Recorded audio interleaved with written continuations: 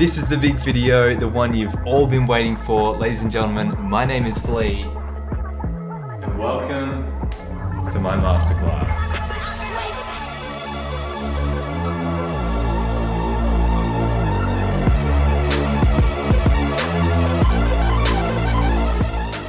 So a lot of people sell tutorials in editing packs or on Patreon, but my tutorials are gonna be the low price of free right here on my YouTube channel. All you have to do is subscribe with notifications on, because I'm going to be making this a weekly series starting with this one big video. Just a quick disclaimer, this is my take on how I edit and not the official rules for editing, because I don't believe creativity should have rules because it forces people to do things in a certain strict way. And we've seen a lot of people blow up on YouTube doing things differently. And I'm gonna help you with that. Another disclaimer, my tutorials will be made in Adobe After Effects, although no matter what editing software you use, you will be able to follow along. Unless you're in like iMovie, then you're on your own. I'll also be making these tutorials based on what you want to see, so leave a comment down below, and eventually I'll have a whole range of tutorials in a playlist on my channel. So in this video today, I'm going to be covering pretty much everything you need to know to start your very first banger montage. As you saw at the beginning, we have chapters in this video.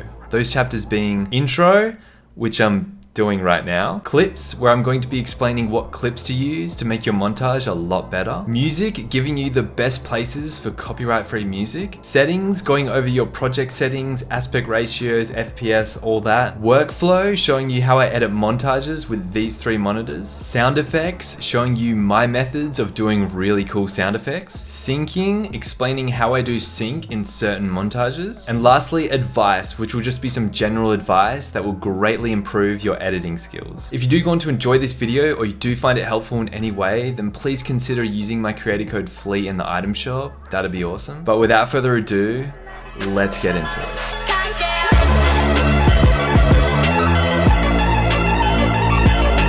So obviously, the first thing we all need to do is get clips. Whether that be getting clips yourself or getting one of your cracked friends to get them for you. This is probably the easiest and most straightforward part of this whole video. Although if you're not that good at the game, then using someone's clips for your montage is highly recommended, as it's the easiest way to make your montage look way better. You also got to remember that there are a lot of people who watch montages for the clips and not just the editing. So switching it up and grabbing someone else's clips every once in a while will freshen up your montages and expose you to some cool new editing styles. A great example of this is my Flea X Rift montage. I'd never edited to a fast editor before, but soon came to realize that you pretty much don't need to touch any part of the clip until the end, because the fast editing is basically too good to be interrupted, if that makes sense. Whereas you look at something like my Valentine montage, and there is a lot less action in the middle of the clips, which means there is a lot more room for syncing. We'll get into that in just a second.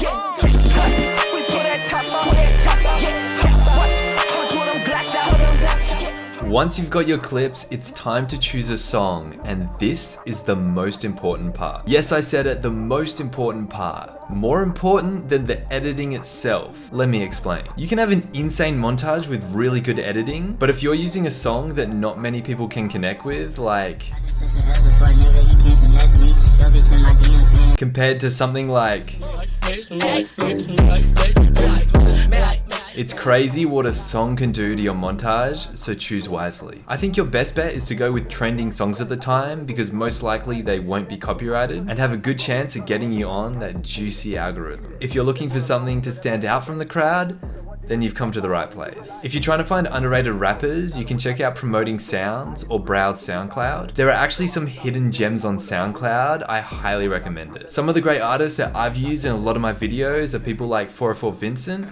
This shit come easy, baby, but I ain't easy, baby. I know you dying to see me. Put me a rich hoe, I love me a thought. How she get me high, I'm already at the top. This shit is a miracle, flipper reciprocal. I'm on my digital Bruce Wayne, couple hundred in my pocket. I know that Rarin. Yeah, came in with a brand new bag. Yeah, came in, yeah, boots and so what? I might have some heavy days, but fuck love. Had a racks away. Yeah, ran away from the past and the nonsense. Tired of toxic games, not an option. Justin Starling. Yeah, look, I know I'm top 5. Just gon' make the block ride. Caught him on the back street. I gotta grind. I gotta grind. I gotta grind. I gotta grind. Yeah. Counterfeit. Guess it from the thought of it. People fake. Think they need to start a kid. Also channels who are actually producers that create their own remixes, extracting vocals like Forgotten. Walking that bit on my toilet. Walking that bit with the O's. Everybody wear costume, spray a little extra perfume. Yeezys in the stock room. Now I'm giving house tours till it's back to world tours. Play that mask off when they find Last dude. I love codeine, I don't wanna let go. She knows she too.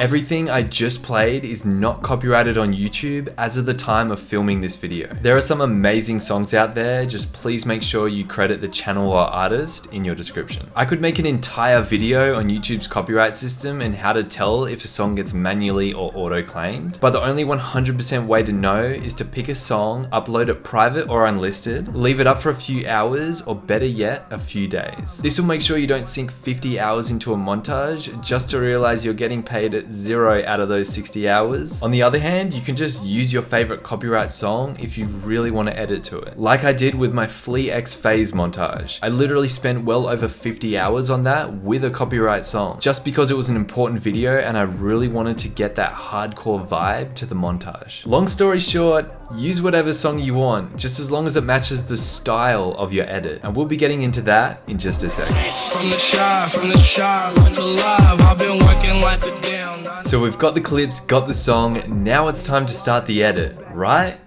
Wrong. No matter what editing software you use, as soon as you open it up and start a new project, it should come up with a box that looks something like this. If not, you can find it somewhere in project settings, and this will drastically affect the style of your edit. So let's talk about it. Starting with the aspect ratio. 99% of people will want to keep theirs at 1920 by 1080, which should be the same as your clips. Even if you want to export the video in 4K, unless you somehow got 4K clips, which I don't think is possible, you should always edit in 1080p. If you then want to upscale your montage afterwards, there are heaps of ways to do that, which I won't get into. Just edit in 1080p. Now let's talk about FPS.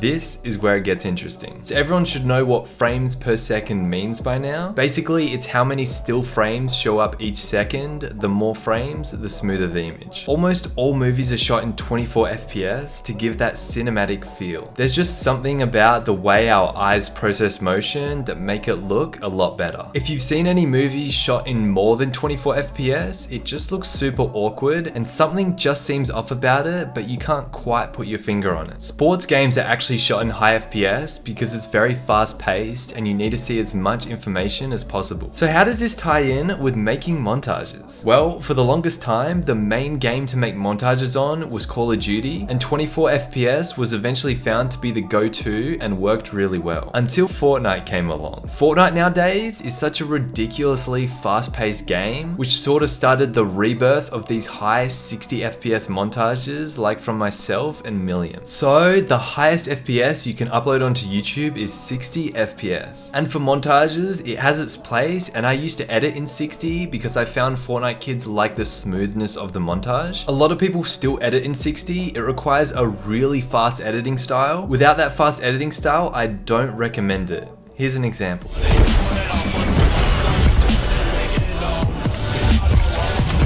There was about 9 things that happened in that 3-second clip. I bet you didn't even notice these frames were in it. That's the style which I believe 60 FPS works for. You got so many frames per second, so you might as well use them and make a crazy fast-paced montage. Some OG editors hate 60 FPS montages, but remember, creativity does not have rules. This style has shown to work time and time again. You just have to be smart and figure out what the bulk of the community wants if you want to be successful. I cannot stress that enough. Moving down from 60, we have 30 FPS. So 30 FPS is kind of where I've been sitting recently. I feel like it's a nice sweet spot where if I put a clip in 30 FPS and then add RSMB, it looks smooth enough where it doesn't hurt your eyes. 30 FPS is probably what I'd recommend to most experienced editors, although I love seeing different styles just as long as it suits your montage. Then we have 24 FPS, which is what I did my most recent edit in. I really like it for certain styles, tutorials, and in the future I'll definitely be creating more montages in 24 FPS. In fact, some of my favorite editors only edit in 24 FPS, and it slaps. With that low FPS value, you can pull off some really cool effects and animations that you can't with 60 FPS. I'm a big fan, which is why I've started to use it. But sometimes 24 FPS is just an eyesore. It definitely has its place, but like I said, on a very fast-paced clip, it just doesn't cut it for me. And 120 FPS, where you can use certain software features like frame blending or smart resampling on your render to get a hyper-realistic motion in your montage. Haven't seen many people do this, although it's pretty cool, I'm not gonna lie.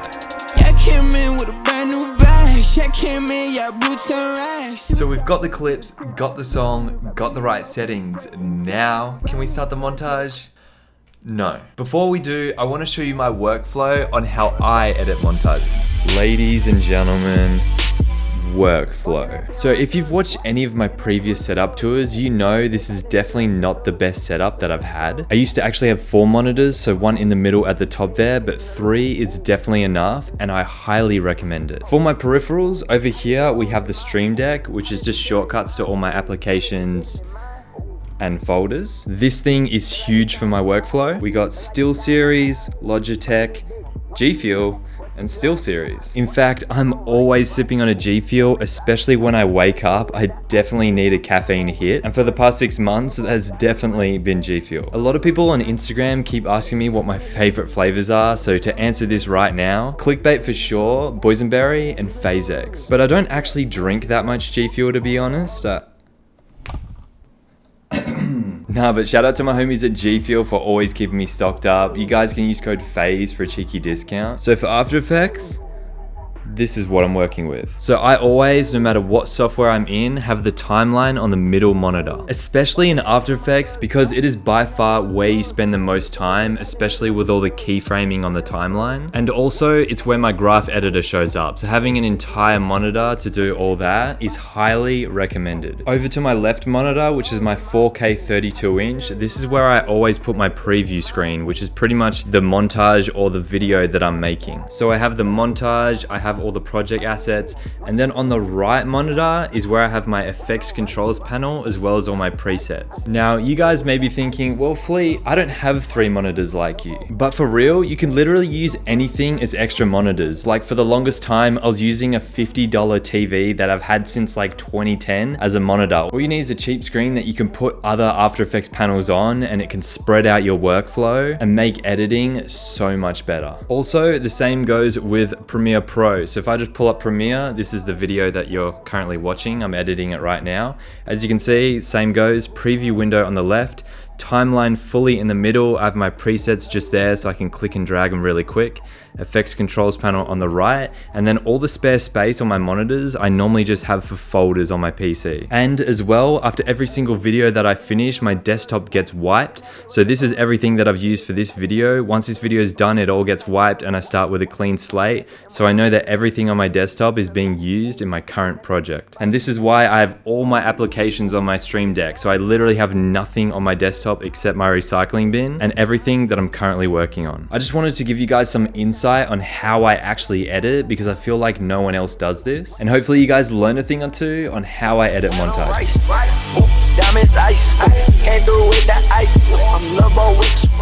Now it's time to start the edit. Yes. So the first thing I do before anything is listen to certain parts of the song, probably like 30 times, just so I can get an idea of what I actually want to do with this montage. This is something that everyone will do differently just because it's purely based on creativity. So here is the song that I chose to work with.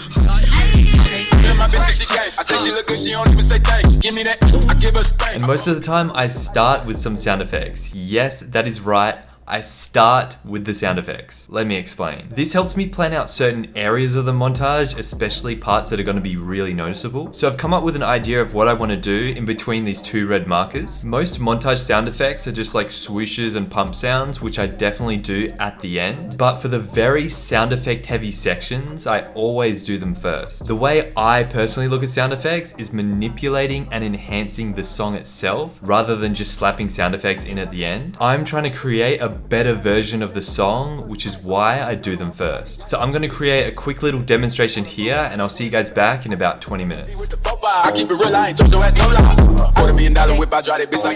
Alright, and we're back. So it's been about 20 minutes, and here's the sound effects that I did with this section.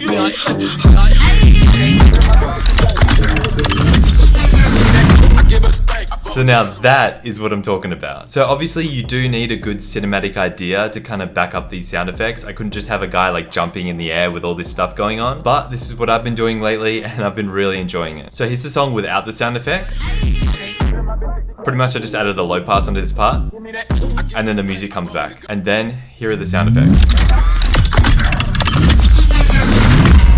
So, pretty awesome if you ask me. If you're wondering where you can get good sound effects, all the basic whooshes and stuff are pretty much all over YouTube. In fact, there are a lot of really good sound effects on YouTube if you actually dig for them. Rather than actually typing in like Fortnite montage sound effects, if you want like a monster in your montage or something, like look up certain monsters or just get real specific with your search and you can find some really good stuff. Once again guys, creativity is subjective and how you create things and how your brain works is probably different to mine. So me doing sound effects at the start doesn't necessarily mean you have to or anyone has to, but this is my masterclass, so I have to show you guys how I do it. Okay, so that is pretty much my quick overview of sound effects. I'll be going more in depth in future tutorials. Now it's time to jump into After Effects and show you some syncing. Marble floors, blue couches, one hit wonder I got 2 houses, 2 is a vibe, 3 is crowded. So one thing I'm probably most known for is my syncing. This is something I just started doing in my lovely montage, but slowly developed it into a style like you've seen in 60ping King and a whole bunch of others. I used to do all that on Premiere Pro, but it can be done in any software because it's honestly really easy. But getting down the right technique of when to slow it down and when to speed it up can actually be really hard. Also, you need to be working with the right clips. For example, if I tried doing this sort of sync on, let's say, riffs clips, it wouldn't work because it doesn't look good on fast editing. It's just too much constant action. But if I were to do it on something like Valentine's clips, it would work so much better because there's certain sync points that have bursts of action which you would want to sync to. For example, like this clip, we could have one sync point doing the first jump,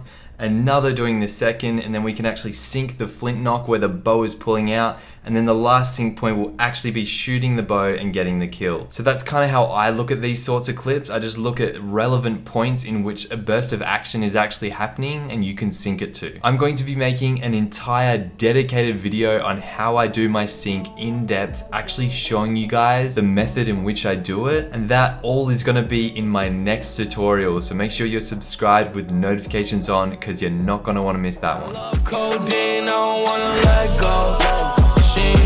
Alright, so I'm just going to leave you with some pro tips that I've learned along the way that has helped me make a lot better montages. Now the first tip, and probably the most important, is advice. I cannot stress how important it is to get someone else's advice when making montages. The amount of times I've showed one of my homies like an effect that I'm working on and they're like, oh, you should add this and this and this, and like I do it and it just looks so much better. Like you really want well-respected people that you look up to giving you some solid advice. Tip number 2, that sounds kind of basic, but just hear me out, is creativity. There are so many really good editors that make solid montages, but sometimes I'm just watching a montage and I'm like, yeah, that was really good, but nothing kind of blew my mind. Whereas me personally, I like having a wow factor in a montage rather than just make something good start to finish. That little bit of creativity can go a long way in a montage. And I know it may be scary to do things differently, but when it pays off, trust me, it's worth it. Tip number 3 is keep it simple. Now that may sound like I'm going against what I just said to be creative. Now I'm telling you to be simple. But what I mean by being simple is just be simple with the effects. You don't need like 20 things on a clip to make it look good. Focus more on the execution because that is what blew me up. Literally my first like 10 montages, I barely used any effects. I just focused on the sync. I focused on the flow. I focused on the entire execution of the montage, the song, the sound effects. Keep the effects simple simple starting out, and as you become a better editor, you can start experimenting a lot more. A well-rounded montage that flows from start to finish is a lot better than just going all out with effects and it just being all over the place because you don't have one consistent style. This is how I started and it worked really well. Tip number 4 is inspiration. Get inspired by people. What inspires me to edit the most is definitely music, like listening to a song and being like, whoa, I can make a montage to this, it'd be insane. Also what inspires me is seeing other people edit, like I watch other montages and I go, man, like I just watched this insane montage, now I have to make something myself. When you're starting out, don't be scared to get really inspired by people. Like I see a lot of people like recreating 60 Ping King and all that. And although I don't think you should be copying people, being inspired by them can actually help you learn. And once you learn how to make montages and you figure out your own style, that's when you can go off and start being a bit more experimental. And the last tip, tip number 5, is subscribe with notifications on, because this is the first of a weekly series coming to my channel. I'm going to be going super specific and in-depth with these tutorials. This was just the first one to cover the basics. But if you did make it this far, you're an actual legend. Make sure you guys tag me in your montages on Instagram and Twitter so I can check them out. And drop a 100 emoji in the comments if you made it all the way to the end of the video. That is literally insane. Here are some more tutorial videos that you can check out. If you like this one, you'll definitely like those. I'm also going to be streaming making montages, so definitely turn my notifications on. Thank you all so much for watching. I know this has been a long video, but really appreciate you all, and I'll see you in the next one.